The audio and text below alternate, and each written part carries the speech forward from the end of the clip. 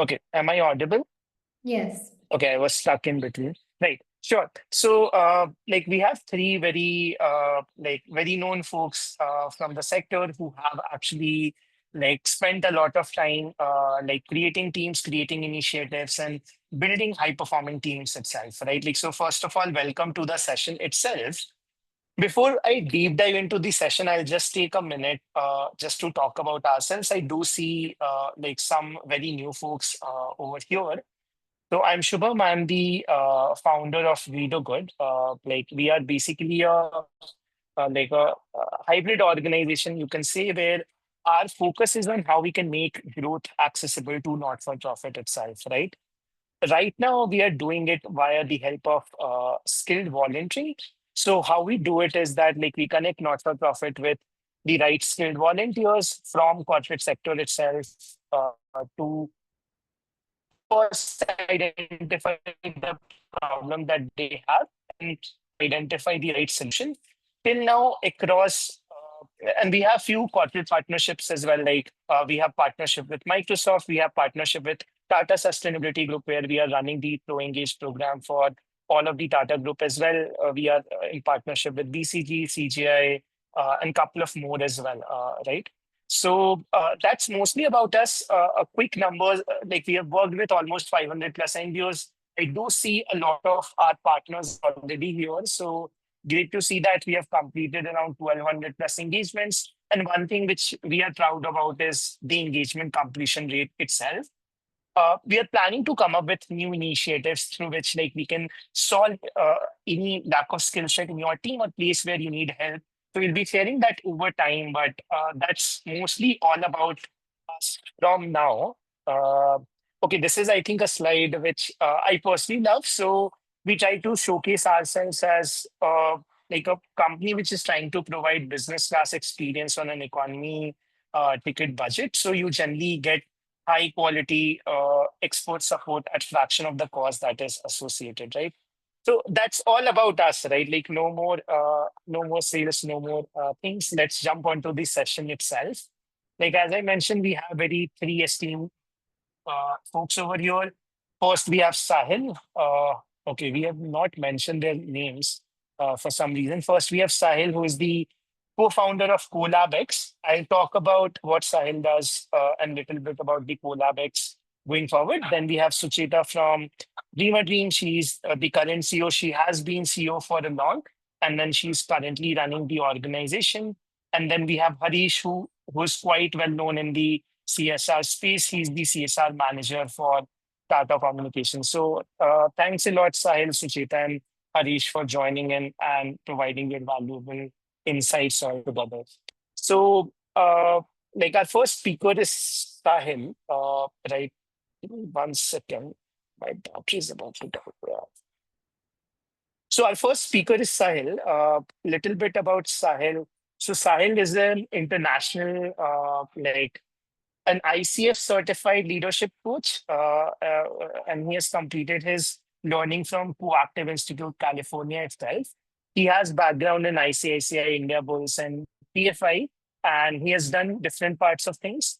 Over the past decade, he and his team actually has devoted like their expertise as a trainer and executive coach, specializing in early and growth stage organizations itself, right? And they've actually helped a lot of well-known organizations like PFI, MAD, Zoomi in coming up with how they can improve their productivity itself, right? Like so, I'll pass it on to Sahil to first share about what productivity is and how do they generally look over high performance like in teams itself. So, Sahil, over to you. Yeah. Thank you, Shubham, and thank you, everyone, for having me here today. Excited to be here. Just want to quickly add a couple of things to what Shubham shared. I'm an engineer by qualification, just like half of North India is, I think, or was back in the day. Decided to move from engineering to after completing my engineering, I'm a banker by profession. Worked in banking for 5 years, and then I thought there is more to life than sitting in a cubicle in a bank. And so I was part of the Teach for India's first cohort back in 2009. Stayed on with Teach for India for another 6, 7 years. Um, it was a great ringside view and of building an organization from ground up. And over the last, and then a couple of questions which were always alive for me as I was leading my teams were, what goes into building high performing teams? How can I be an effective leader for my team? Those were the questions I wrestled in and enjoyed wrestling with. And so I thought, hey, back in 2017, that this is what I want to do full time. This is what calls me. And so for the last about 8 odd years, that's been the inquiry, and we've been working with different organizations like Shubham mentioned.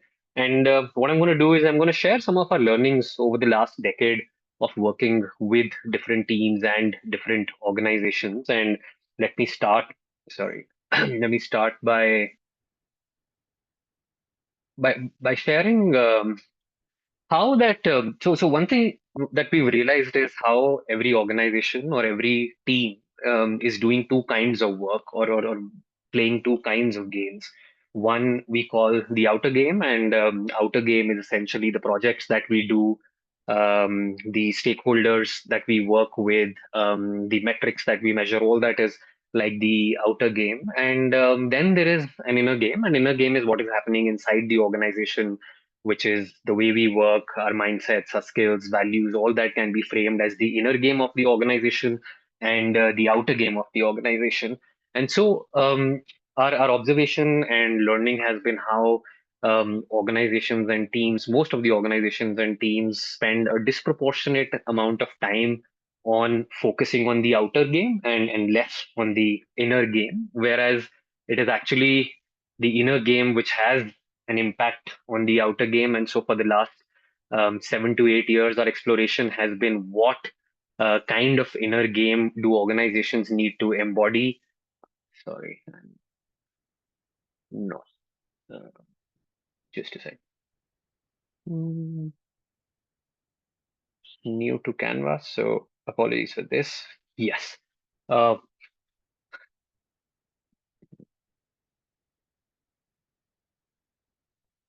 okay, I think we are good to go. Yes.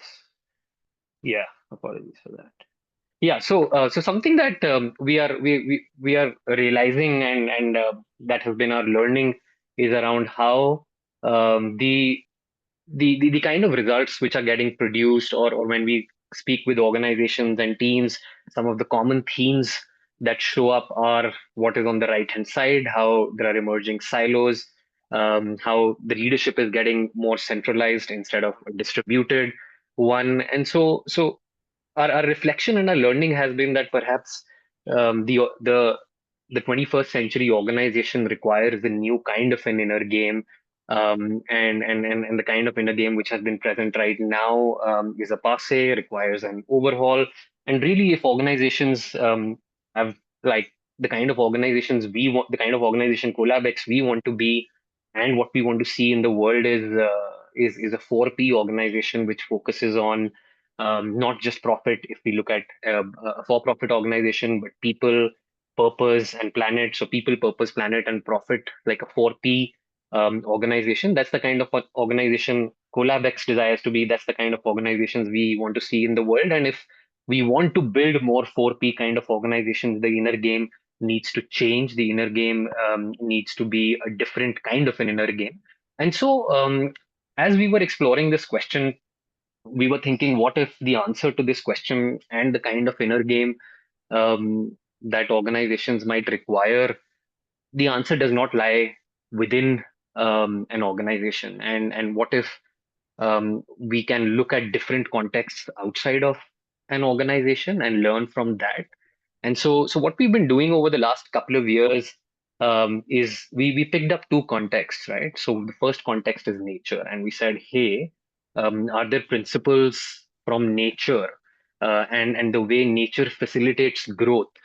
If there are principles from there that we can learn and that organizations can learn and bring back into their world. And so, for example, one of the things that we have picked up is this idea of how the nature is regenerative, and is it possible to build regenerative organizations, ones which are not just extractive, but actually they regenerate different things. And so that's been one of the inquiries. So we've turned our focus towards nature. And then the second context that we picked was, hey, you know what? If we look at the world of performance, how about if we look at how sports teams or sports athletes work, and are there lessons from the world of sports and high performance in that context that can be embodied by organizations?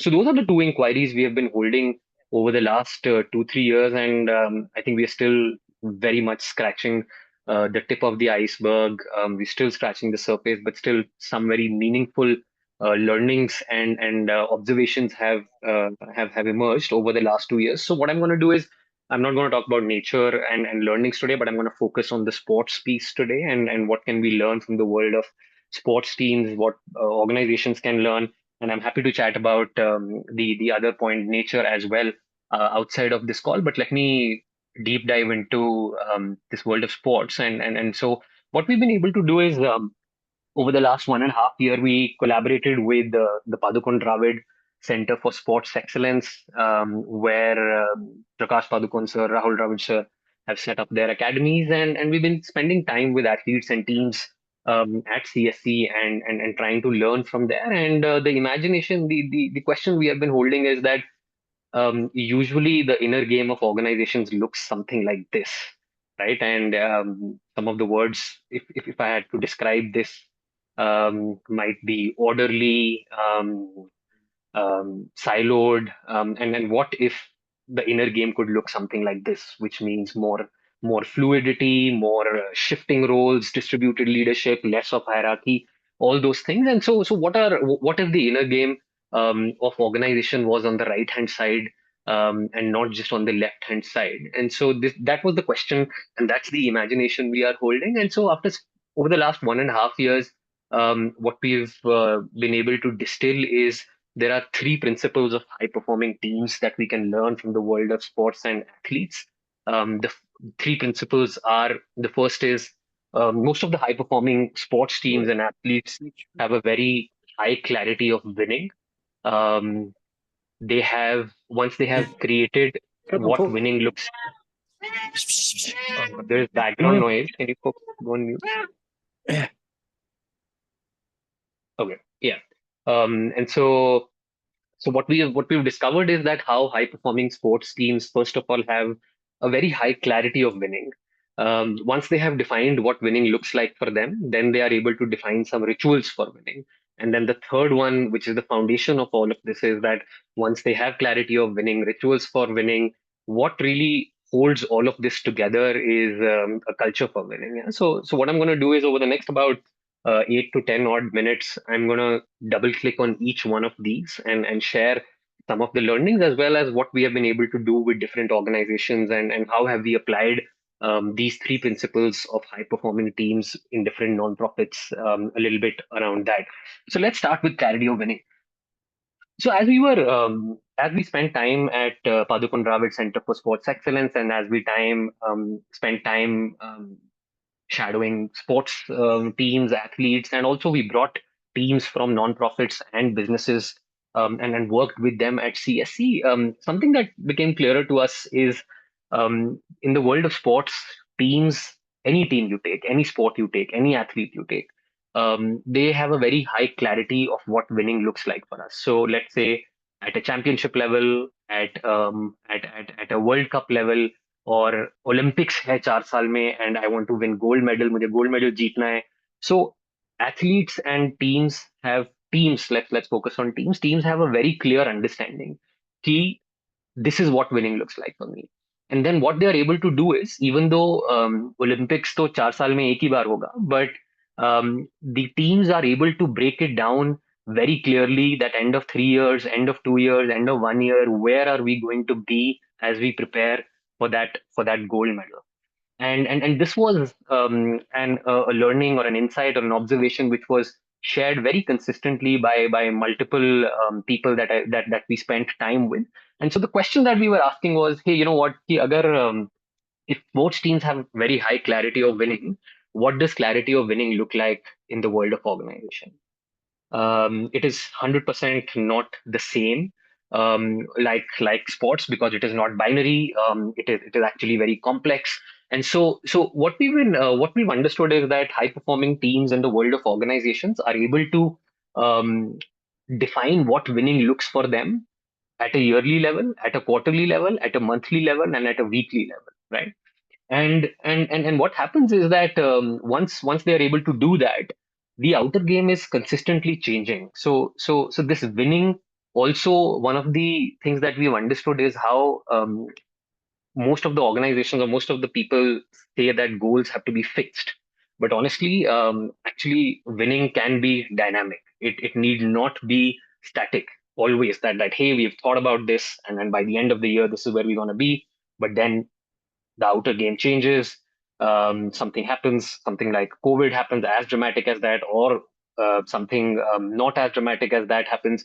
But it is okay sometimes to to adjust your winning based on the outer game. So that's the second insight that we've realized. But what you've got to do is build a team which is able to take these decisions and wrestle with this tension. The tension is very real, right? Like, क्या हम goal post बदली जा रहे हैं? क्या हम, are we continuing to change? Or actually, this is a thoughtful and a rigorous discussion that has happened because of which we are taking this decision, right? And then the third and the final point around clarity of winning is that how what winning looks like in an organization needs to pass through multiple layers. So usually the CXO team or the founding team, the team at the top has one level of clarity कि हमारे लिए winning क्या है, what does success look like for us, but then that needs to be translated to different levels of the organization, of the team, and it must be permeated down, and that just takes time, effort, and skill to be able to do that. But high performing teams are for sure able to permeate that across and do that.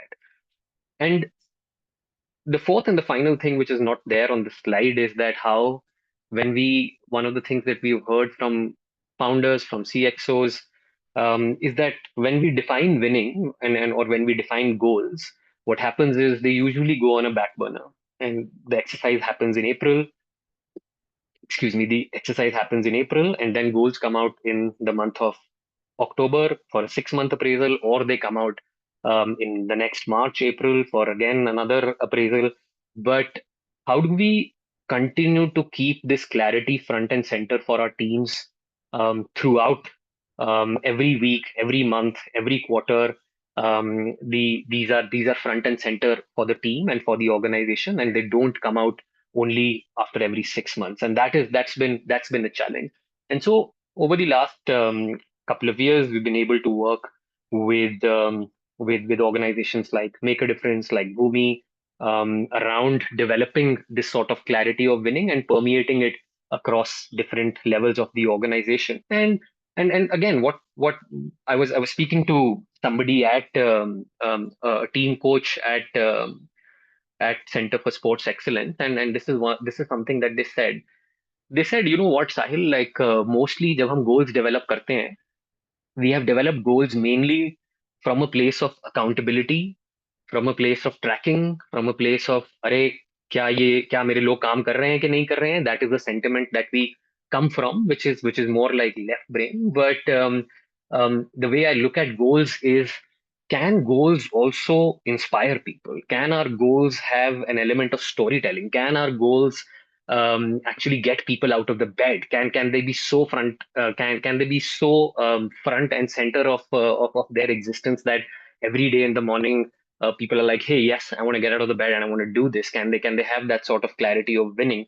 So that's been a massive reframe for us, and a lot of our work has been aligned around this insight. How do we use goals not just for tracking accountability, but also from use it from a place of inspiration, storytelling, getting people out of the bed, building motivation, all of that. And I won't go into detail, but something that we have found very helpful is a framework called OKRs, Objectives and Key Results.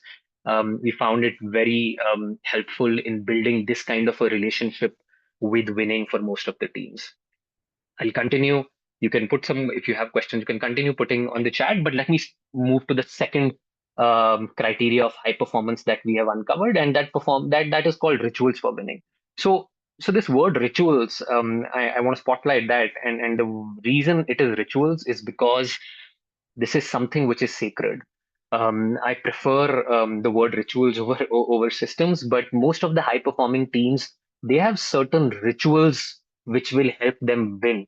That is what they've been able to cover. And quickly, there are there are three kind of criteria which can define good rituals. What is a good ritual? Yeah, and so the first is that it is a very simple, repeatable unit. Yeah. And so I was speaking to one of the football coaches, and what he does is he does something on the right hand side. The image that you are seeing, it's called a rondo.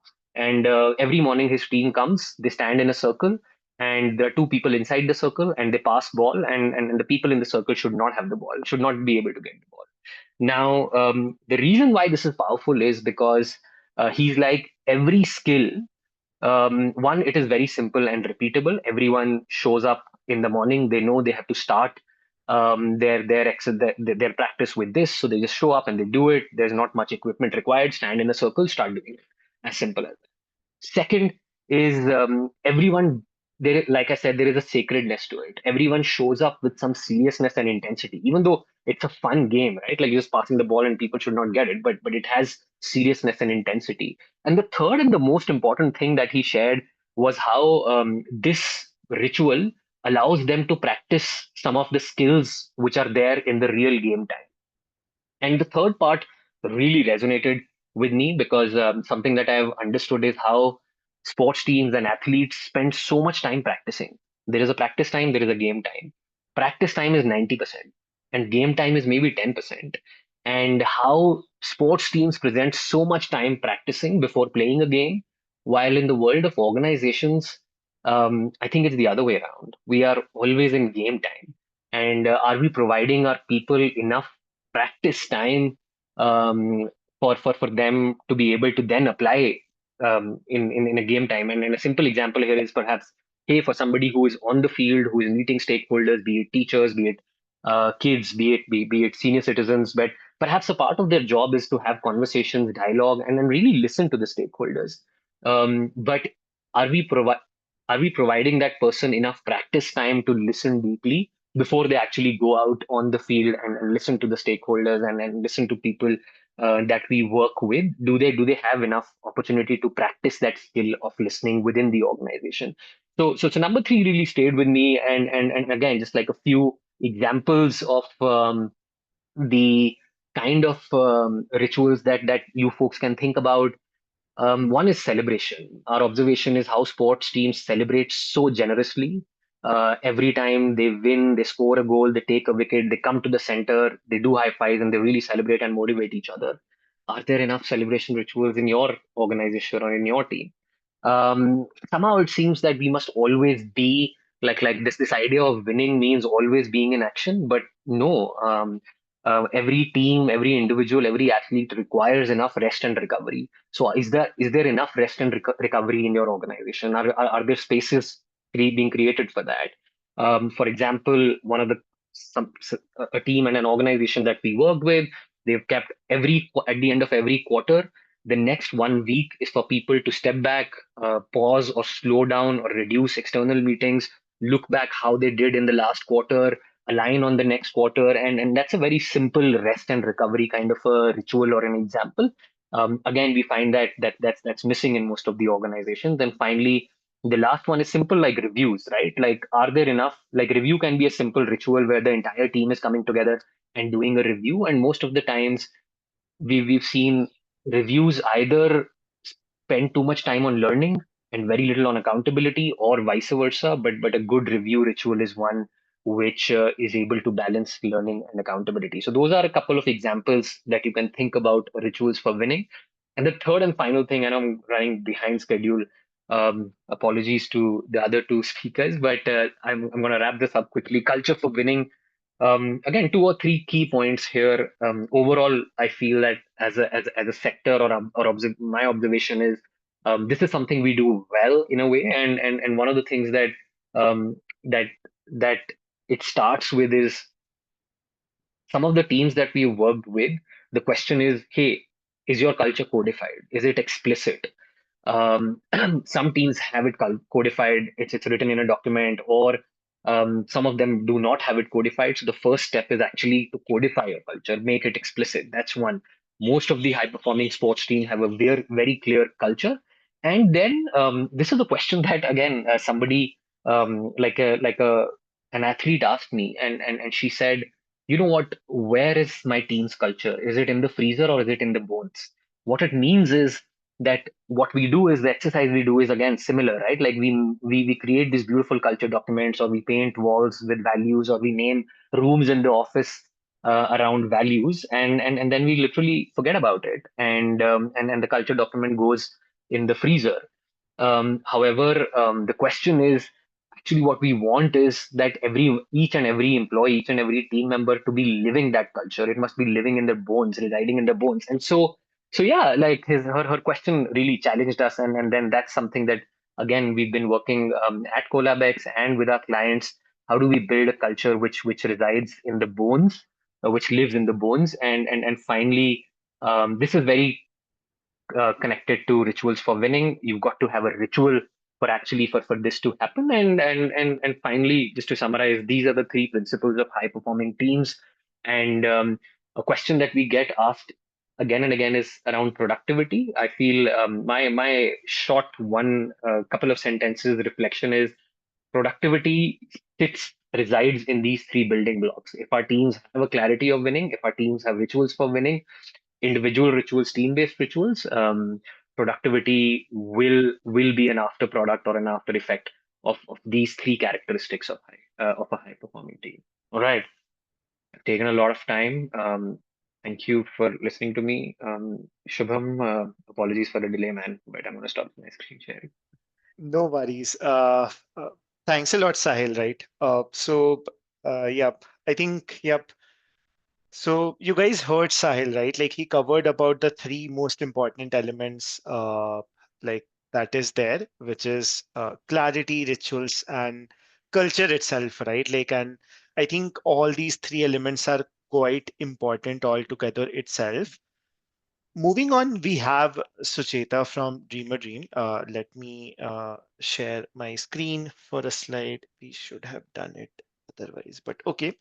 So Suchetha will talk a lot from a leader perspective, right? Like how do generally head of a not-for-profit or how do generally a CEO of a not-for-profit think about it, right? How do they generally go about uh, identifying how their team is working fine? How do they set up these aspects itself?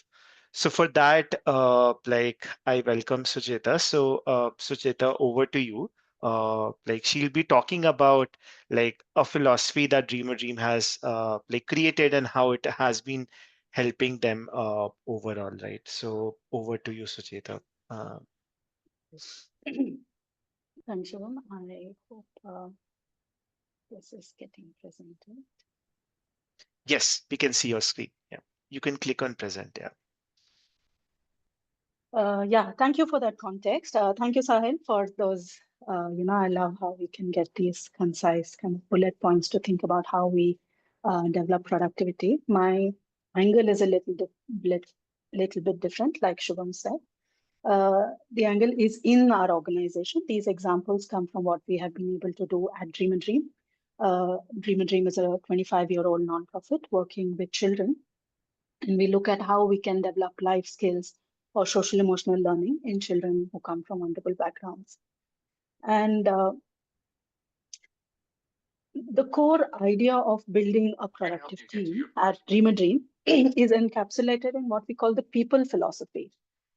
Because for us, where the people philosophy comes from is that when you're a nonprofit, the goalpost typically in nonprofits is around equity, is around dignity, or that's essentially any nonprofit in any space is typically working for people from the marginalized backgrounds or looking at how we can bring more equity and dignity, whether it's in education, health, gender, any sector you take. The core intention of a nonprofit is to bring balance and equity in society.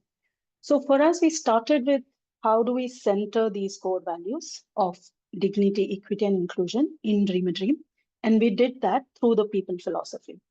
So the people, processes, and practices of Dream a Dream is encapsulated in the people philosophy. It is available at dreamadream.org if anybody would like to download and read through it.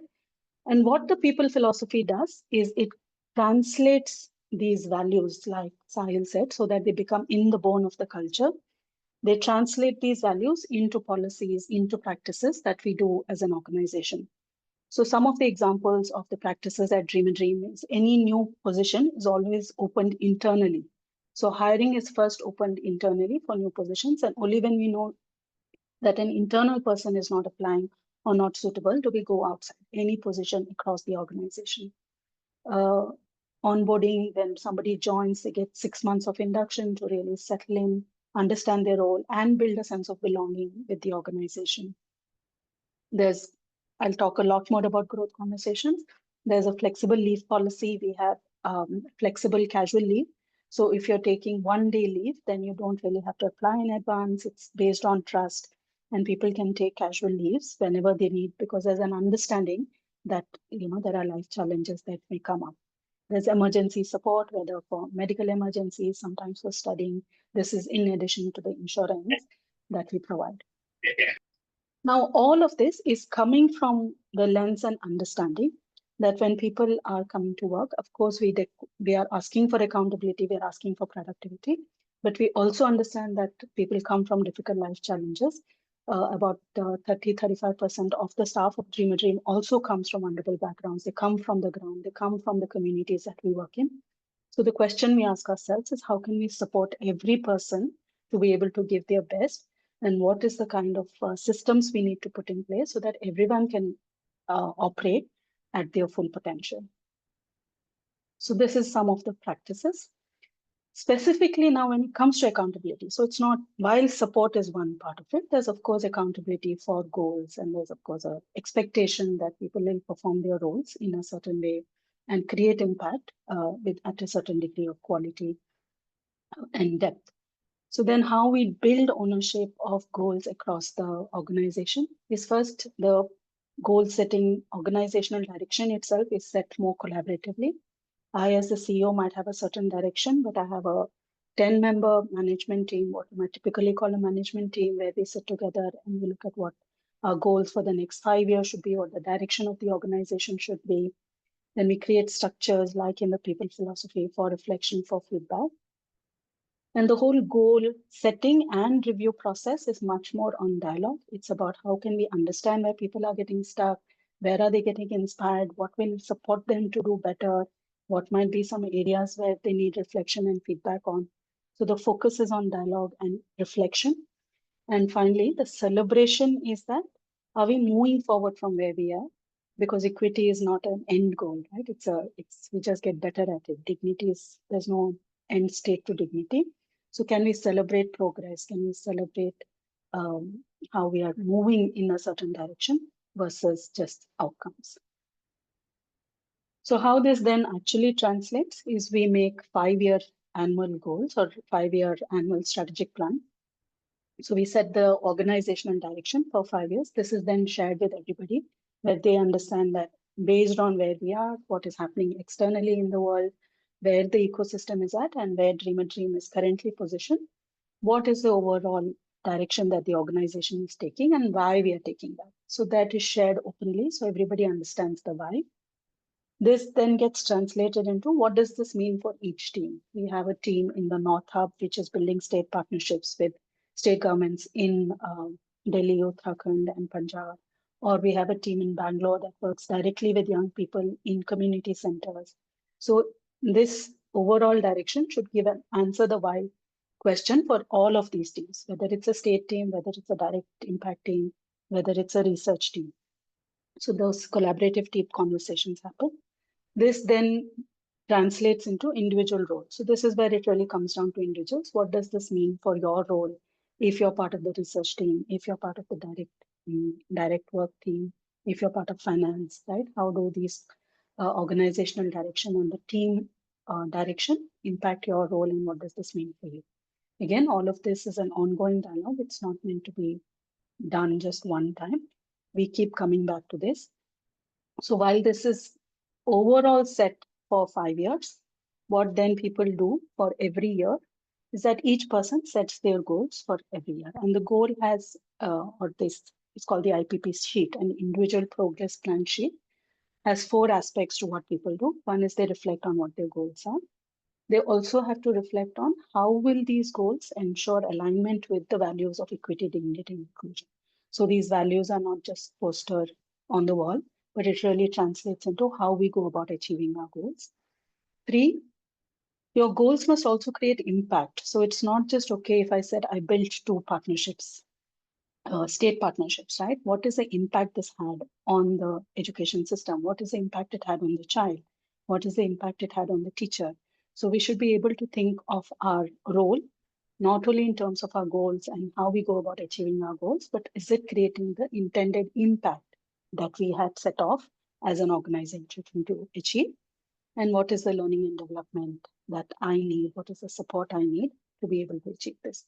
So this is the way this actually happens across. This is what the organization does. This is what the teams do. And this is what every individual also documents in terms of their annual goals. So how that translates then, right? So now I have the 5-year direction. And this is a way I think about it in these layers. Then every year when we need to do a review, it starts with individuals who look at their IPP. They actually do a self-evaluation of how they feel they have done.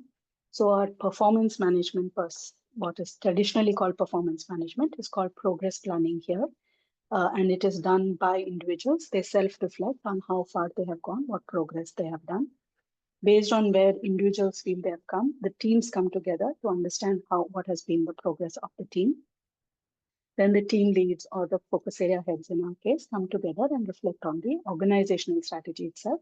Did this translate into the organization moving forward in the direction that we wanted to move in? This then gives us insights. Are we really in the right direction? Are the teams able to, right? As we are navigating every year, is there some course correction that is required? Is there something that the teams are telling us that we need to be listening to, especially, what insights are coming from the ground? So that then leads us to, okay, what should be the strategy now? Do we continue with what we had planned, what course corrections we need? So there's an organization-wide understanding. This again translates into what are the team goals. This translates into what individuals take up as their goals. So for us, like I said, it's really about creating this in a shared environment, creating this through dialogue, focusing on progress, but most importantly, anchoring it on the values and constantly asking ourselves that while we achieve our goals and while we're moving forward, are we also ensuring that the impact that we intend is happening for the child? And for us, that is, if there's one bullet point at the end, if I have to summarize, for us, that's where productivity or the sense of inspiration comes from. When people can connect to the larger idea and that every goal that a person takes up or anything that they're doing, they're able to see how it translates to the 5-year plans of the organization, the overall intention that the organization has, what impact the organization wants to make, and the way in which that is happening by anchoring the value system of the organization. So yeah, I just wanted to present Dream a Dream is almost like a case study. Thank you, Drew. Yep. Thanks a lot, Suchetha. Thanks a lot for sharing it. Right. Okay. I think I see a couple of messages on chat saying that, okay, 5-year plan might be too much, but I think the essence here is not just saying that, okay, we are planning for 5 years, but also allowing individuals to look over that, okay, how does the direction look like, right? And I really agree with 2 aspects, which are like first, not just saying, but also doing and taking care of the employees, involving them and really helping individuals or everyone set up their own role, right? Like, so that helps take things forward itself, right? Like, so that was Suchetha from Dream a Dream. Now we have Harish from Tata Communications itself. You all must be aware of like the culture like that Tata brings in, right? Like at some level, we all feel that, okay, Tata, if Tata is there, like something is good happening, right? Like we can trust them, right? Like, so how does that factor come in? How do people move forward from there? So for that, we have Harish from Tata Communications. He has been CSR manager with Tata for long and has led multiple volunteering and CSR initiatives. So he'll be the one talking about like how do large teams collaborate itself. Harish, we are hearing a lot, like some bit of noise from your side. So Uh, okay, I let think, me go. yeah, Let the me mute. shift. Okay, okay. Is it better? Yeah, bit better for sure, right? Like, so, Great. great. So I'll pass it on to Harish to talk about how do large teams collaborate and then take it forward from there itself. So over to you, Harish. Thank you so much, Shubham. I just wanted to confirm if my screen is visible. Yes. Yep, great. So thank you to both the speakers who did give a great perspective in terms of the nonprofit and also different ideas that were shared by the speakers. Here I am not a maybe HR profession, but I'll be talking more about how do we collaborate and how does volunteering help in collaboration and also, of course, the entire perspective of getting the team right. So how has volunteering played a important role in this element is what I'll be talking about. But before getting into that, I think it's also important for us to know, since we are from Tata, we carry the Tata legacy. All the Tata Group companies, we are about 85 companies that come under Tata Group. All the companies carry the specific values that we take up, and of course there are additional strategies, specific values that each of the companies take up, but of course we look at the overall the group strategy, the group's value that is always carried within the employees, even when they join as a fresher or even as an experienced professional. Tata values are always with employees, and it's a culture that we try to bring in. But how did this happen in the initial phase? It was more towards, I would say, a top-down approach. When the leaders drive all these initiatives, when the leaders try to build the right team, and when the leaders get on ground for everything, so then it becomes easier for the people in the lower management or junior management to also take up and do it very effectively. So when there is something that comes from your top management, you tend to do it immediately, right? That was the approach that we usually used to follow when we started, maybe I would say volunteering or whatever process that we follow. These are certain approaches that we try to do, but I think for a sustained approach, it has to be bottom up, because it's important for us to now, yeah, of course top down approach is great. That's required to give you that push or start, but once you have that push or start, I think the bottom up approach is very important, because when you don't have the base strong, then the sustainability of whatever you do wouldn't be great. So I think, maybe to take an example of, let's say, to give you a clear cut example of what we do in terms of volunteering. So when we started volunteering at Aracoms, we started it as a top down approach where it was led by, let's say, the CEO of the organization. The messaging goes from CEO of the organization. Employees register for events. So to give all of you information, for FY25, we had about 91% of our employees participating at least once in a year, with about 14,000 employees across the globe. When we started it, as I said, it was top down, but now if you come to the organization and look at what is happening, it's all bottom down approach. So it's all bottom top approach, because we have built in the culture within each of the employees.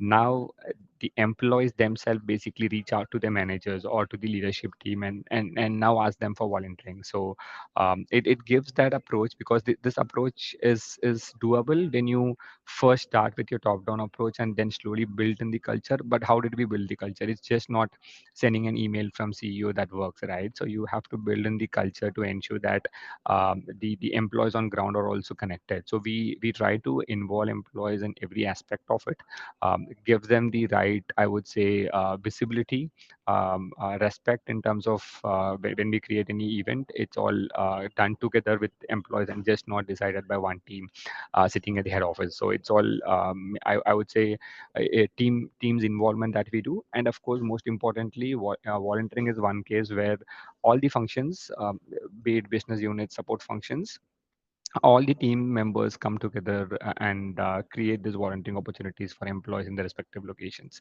So that's a case that I think is very important for all organizations to take up, because there are a lot of high chances where you come across, you have to collaborate with other team members where you would have never met them in person or would have never interacted with them.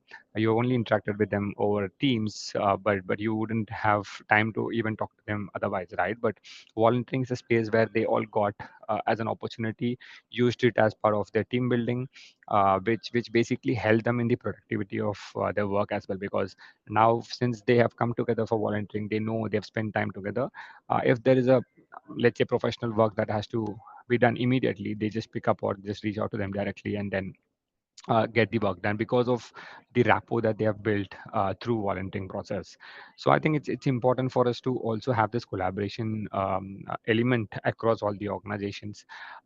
Specifically, again, I would like to talk about the cross-border volunteering at Tata Communications specifically, because we have about presence in 20 plus countries, 40 plus cities across the globe. We have about 14,000 employees, but still we try to achieve the same goal, specifically in terms of volunteering. These are led by the employees. We are a small team of CSR, but end-to-end execution is done by our own employees. End-to-end coordination on ground is done by employees. So how is this possible? Because this is only possible if there is, I would say, a structured culture, a structured commitment within each of the employees who are working with us. So this is again, this is not maybe a overnight achievement that any organization can do. It takes time for us to understand how and just not understand, but also to implement these across different locations, different regions, different continents. So I think this is one of the great achievements that we have done, where we are able to do cross-border volunteering, and also but more specifically, it's all local driven. So I think that's one good learning that we all should take up. The other strategies that we usually, these are general strategies that, of course, all the corporates use for productivity, but these are certain things that can also be implemented by the nonprofit folks. So looking at learning is something that any organization, specifically in corporates, we get a lot of opportunities for learning. It's basically a self-learning. It could be your leadership learning, your professional learning. So there are multiple opportunities that we get as part of corporate, which is definitely I think should be adapted in other sectors as well. And of course, that continues with the focus on L&D, which is similar to the first point. The third bit is also leveraging technologies, right? Because now we are on a scale where we don't have time for maybe it's all, we don't have time to concentrate or work on a particular task for a long time. So we have to figure out ways to ensure that these time-taking tasks are reduced by certain technologies that we can use. Specifically for nonprofits, there are a lot of corporates who provide their products for free. For example, Microsoft provides a lot of their products for free. You have, let's say, Google, who provide their specific products for free specifically for nonprofits. I think these are certain things that we need to use to ensure that we get our team aligned. For example, there might be small organizations with 4 or 5 employees, but non-profits basically, but they wouldn't have access to a Gmail account, a proper Gmail account of the company, of the non-profit. So you have opportunity to also create your own Gmail account on the non-profits with your organization name. So there are multiple ways to do that. So, but just that we have to spend some more time to understand how you can do it. Again, data-driven approach, which when you do all this specifically leveraging technology, the fourth point is automatically addressed, and it helps you to basically showcase your data and represent yourself better. Some of the learnings that nonprofits can take up, of course, we can look at how do you basically look at your companies to from moving from top down approach to a bottom up approach, because that's very important. Usually, the pattern always starts with a top down approach across all locations, be it a nonprofit or a corporate. But the shift from top down approach to bottom up approach helps you for a more sustained impact. Then how do we also collaborate with other players, right? So that's very important in any sector. Even let's say different companies collaborate with each other. For example, Tata Comms can collaborate with Airtel, BSNL for the network service. There could be multiple other examples that we collaborate with different corporates to for partnership. So similarly, I think for even in the space of non-profit, we have wider scope where we can collaborate with other non-profits and see how you can your expertise. Then, of course, the most important factor for employees to also stay back and be with the respective organization is to build their L&D. Because that's something that they will cherish for a long when they are with the similar with the same organization for a long time. And as I said, there are a lot of options for us to explore in terms of the technology that we can look at. There are a lot of options for us to explore and utilize the available resources which are actually available for free, especially for nonprofits, and use it very effectively. So I think these are some of the points that I had to share with all of you. I think in terms of the considering the time, I'll stop here and we'll take up any questions if any of you have. Uh, Great. Thanks a lot, Harish. Right, like so. I think at least my 2 points, my 2 cents from his section was definitely like identifying the value, starting top down, but later on ensuring that everyone is on board and going from bottoms up, and then leveraging tech and data driven approach, right? Like I think that always helps. Once you have systems which are able to help people realize what they are supposed to do, that really helps you to take it forward from there itself, right? Like so before we move on to like Q&A, I have a couple of very like small announcements to make. Right, like so. Thanks a lot to all three of you to share your thoughts. Right, like so. The first announcement is you all saw, for example, right, like you want to like create high productivity teams, but you might need help, right? And that's where sometimes folks who have been doing this over time can really help you.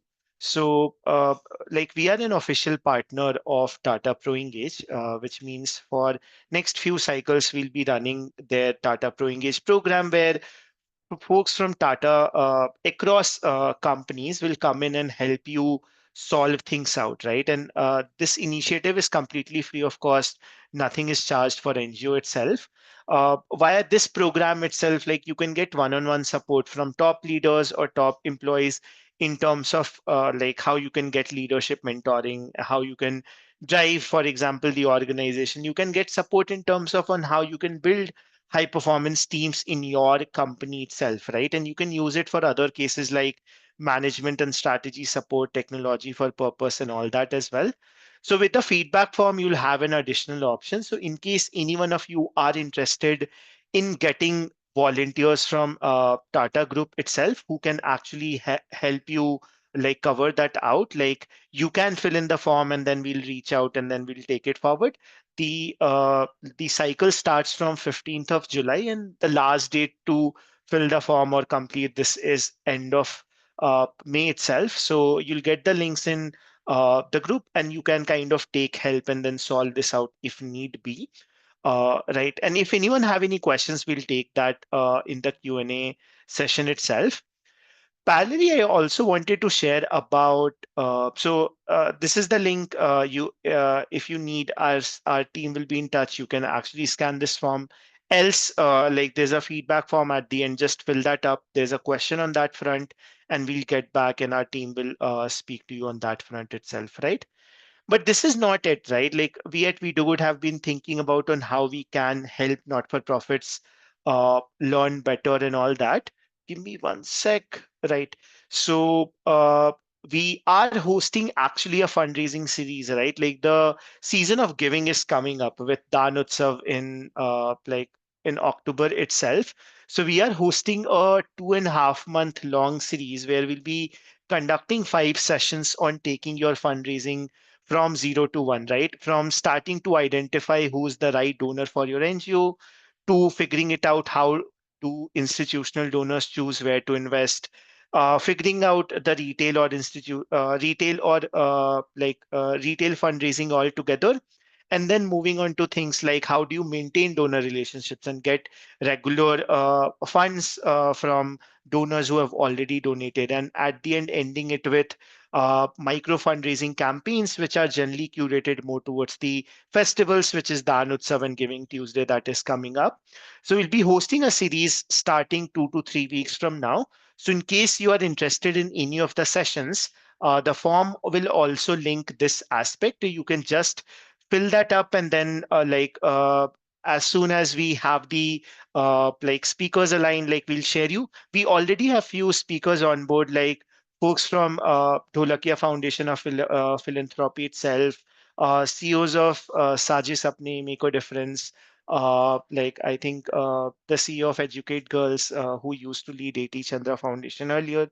So we have few folks already identified who will be part of these sessions, speaking and sharing their insights all together itself, right? Like so, that were two aspects that we wanted to share before Q&A itself, right? We'll finally move on to Q&A. So uh, I'll open the room. If anyone have any questions, I'll ask you to first drop it in the chat, and then I'll redirect to folks who can actually cover this. I already see a couple of questions that have been asked. Parallelly, Shanya has been floating the feedback form. So do make sure that if you are do make sure to fill the feedback form. Through that only, like you can be part of the future sessions as well as the Tata Pro Engage program that is there. Okay. So if that's all, I'll actually start with Pooja's session itself, right? Manoj, we'll take your question next. Okay. So Pooja actually has a thing that she needs specific inputs for not-for-profit that generally have employees who are there because they're not able to find work elsewhere, right? Like so, and she says she's quite frankly on that she's looking for tips for team building in this scenario itself, right? Like so, uh, I'll open this to I think Suchetha first because she comes from the sector and all that, and I'll also like Sahil and Harish to add in. Like, how do you think Pooja and her team can think through this, right? How can she go about building the team in this aspect itself? Yeah. Yeah, thanks, Shubham. And maybe Sahil and Harish have a better answer because to me, this seems like a hiring issue, not so much a team building issue. I think if you're able to hire right and if you're able to find the right team members, that's when you build a team and then you can invest in team building. So to me, it sounds like potentially there's not enough focus. It's very hard once we have people in the team who are not fully aligned or not fully invested to then try and build the team. So my input would be to focus better on hiring versus trying to fix it post. Like I said, maybe Yep. Sahil and Harish have a better Definitely, Sucheta. Thanks a lot. Uh, yeah. So, Sahil, do you want to add something? Yeah, I mean, can unpack it further, but there can be different entry points for this.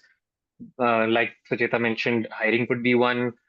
I would also maybe if another way to look at it is what I said, clarity of winning, rituals for winning, and so rituals for winning. So are there rituals to bring this group together um, often enough at whatever regularity that is required?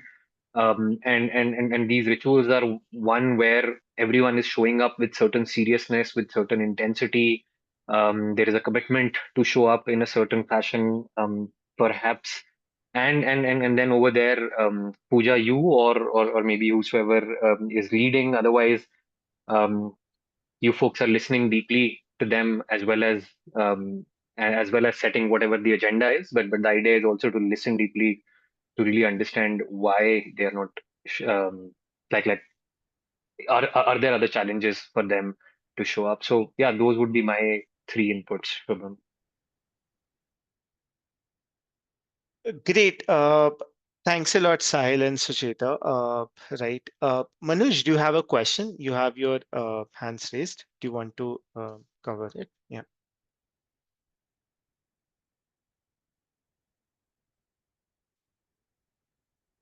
Manoj, you're on mute if you're speaking. Yeah.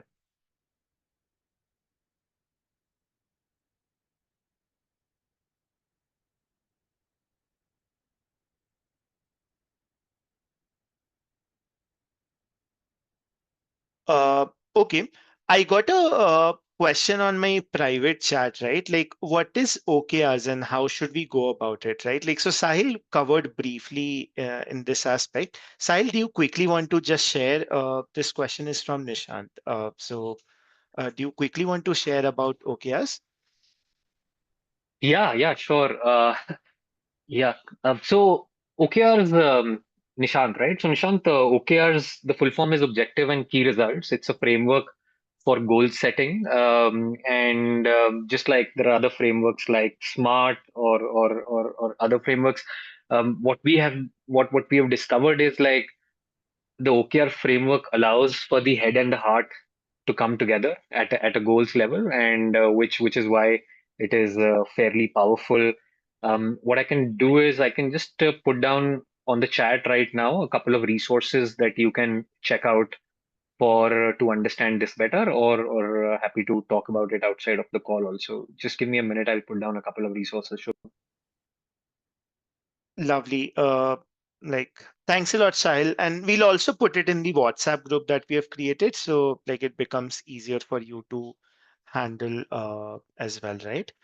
Uh, those were all the questions. I think there were a couple others like which we have already, I think, clarified. Is there any other question? Right. Is there any other question from anyone who would like to ask? We'll take Shubham, can last. I speak? Sure. Yep. Go ahead. Okay, sorry. So I think this is maybe for Sahil, but I'm sure Sucheta and Harish too can contribute here. Does anybody, any of these three organizations, who are speakers from here? So do they offer consultancy services? Like I know, I think Satwa offers services like, what Sahil was telling us about. The 1 year 3 year goals, and the challenge is always that we all definitely start with all these goals, but then when it's time to review, then there is something else that we are dealing with and that gets postponed. It's probably 6 months and that's forgotten. There are new goals and things like that. So is there any consultancy service that somebody offers, is what I wanted to know. Thank you. Sahil, do you want to share quickly? Yeah.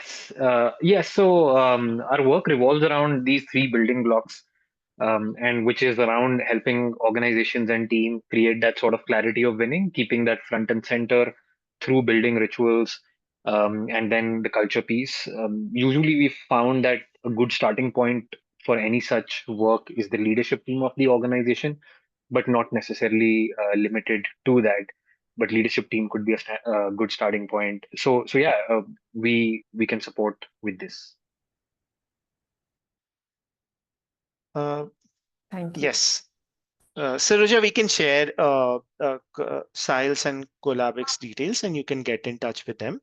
Sure. Right. And in case you feel like doing it with volunteers or some of you feel like that is also something that you would like to do, but probably don't have a budget, like a Pro Engage program is also a great way where you can probably get support from managers or people like who have been doing it for years, just support you in that aspect as well. Right. Uh, that is all, right? Uh, okay, cool. So I think that is all. So thanks a lot, Sahil, Sucheta, and Harish for joining in. I think it was wonderful listening from all